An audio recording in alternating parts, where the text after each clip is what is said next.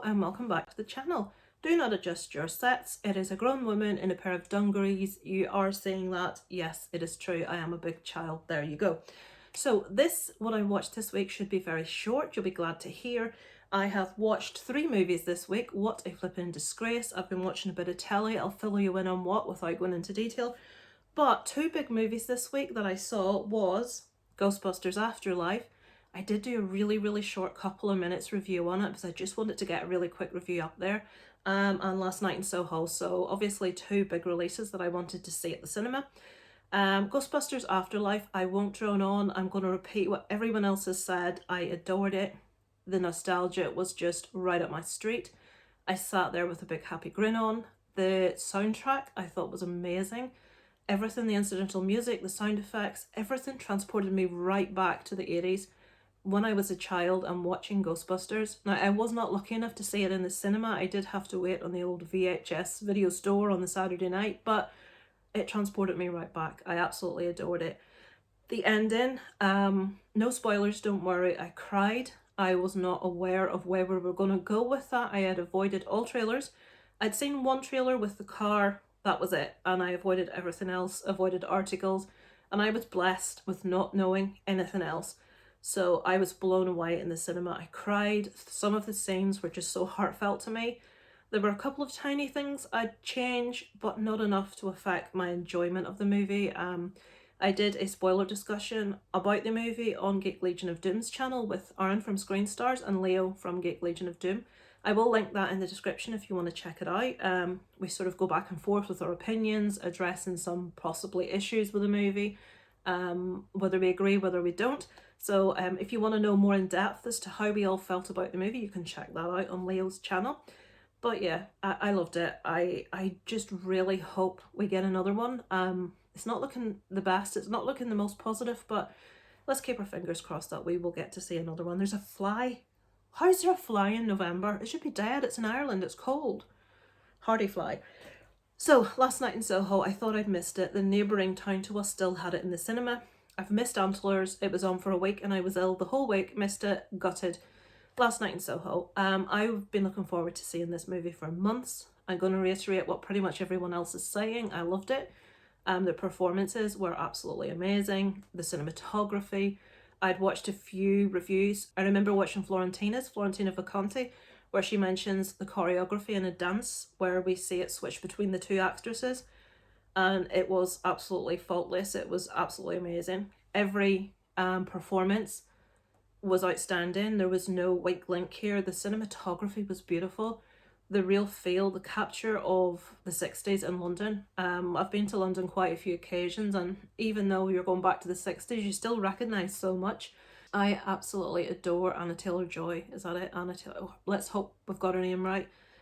From watching The Queen's Gambit, I absolutely adore her, and I just think she's the perfect woman. She just looks so beautiful to look at. She's just beautiful.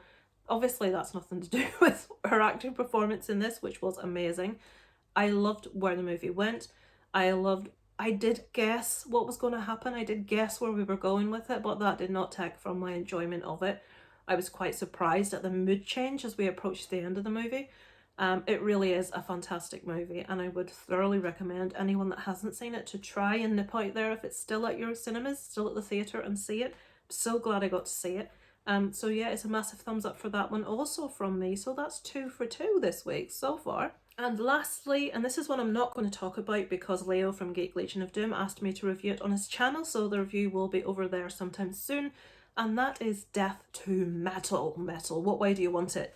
This is a metal exploitation movie. It's a real throwback to the 80s, sort of like metal music and horror, practical effects. Don't want to say any more. The review will be on Leo's channel if you keep an eye out for it.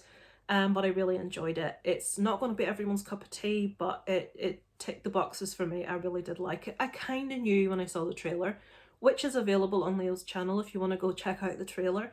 It's my people. It's people into rock and metal. It's, you know, I wanted to see it. What can you say? Horror and metal in the same movie. I'm watching it, guys. It's as simple as that. I know some people will watch it and it won't be for them, but it was for me. I really enjoyed it. So I've got my wee bit of paper, so forgive me for looking at this. I usually use Letterboxd so you can see all my scores, but I've only watched 3 movies, so there didn't seem any point. and I'm very aware that I'm talking very fast. So this week I have been watching on TV season 2 of Tiger King, Say No More, I'm Addicted.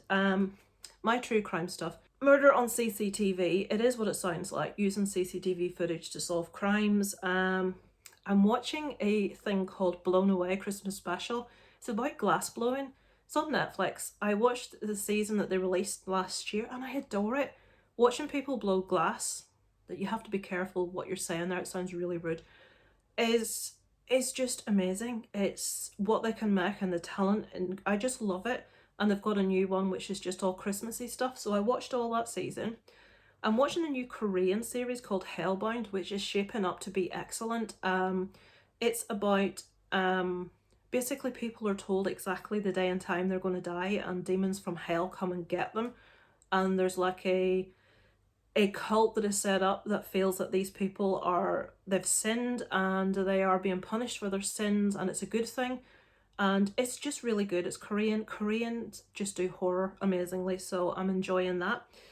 I'm a Celebrity started last night. I'm a slave to this. If you're in the UK, you'll know exactly what I'm talking about. Anton Deck, Castle in Wales, load of celebrities chucked in there, and let's see how much we can torment them. So yes, I'm watching that. And Monsters Inside Me. I'm sick, what can I say? It's a movie about parasites that get inside people and things that happen to them and how they get rid of them. So we've got like tapeworms and lungworms and you name it, we've got all sorts of gross things going on inside people, so there's just something not right with me, clearly. So that is what I've been watching this week, guys. I hope I haven't talked too long. I usually do. Just also to let you know, if you do see this before Tuesday, tomorrow night, Tuesday evening, I will be going on a live stream on Robofett's Bounties channel. I think there are 10 of us, and we're going on to have a chat about particular subjects about movies, and I'm really looking forward to it because there are a load of awesome YouTubers on there that I have been watching for quite some time. So hopefully some of you may be able to pop over and check that out. It's at 9 o'clock on Robofett's Bounties channel. So thank you for watching, guys. I will be back next week with another What I Watched. I will try to get back to my creepy, spooky pictures, true crime stuff at some stage. Life has just been busy at the minute. But thank you all so much for your support, for continuing to watch and comment and all that good stuff. And I look forward to speaking to you next week. Over and out from Lisa Loves.